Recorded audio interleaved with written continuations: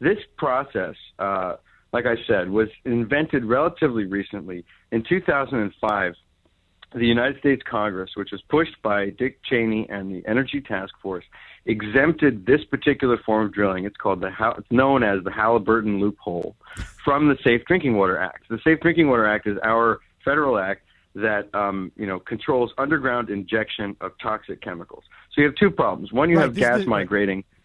Like you're saying, gas migrating into people's water supplies, and that is at such high concentrations in some cases that you can light the water on fire. And then you also have this toxic chemical brew, which is fracking fluid. A lot of these chemicals are carcinogenic, they're neurotoxins, they're very bad for you, and those are used in the formula, and that stuff is turning up in small amounts, but not amounts that you want to be drinking in people's water supply.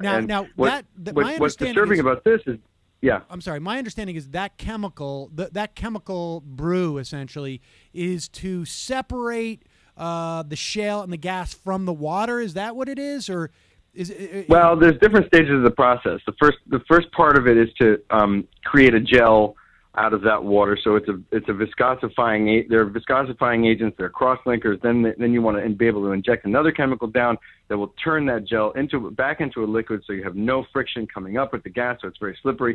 You have hydraulic fluids. You have diesel products. You have plastics. You have things that are corrosion inhibitors that are going to keep the pipe from rusting. You have biocides in there so that any kind of biological material is not going to get in there and corrode the pipes. There are all sorts of chemicals. There's about 600, 700 chemicals that we know about. The other problem with this is that the companies are claiming that these chemicals are trade secrets, that they're proprietary. We're not allowed to know what they are. So they actually withhold that information, and it's very difficult to find out what chemicals are being used at which sites.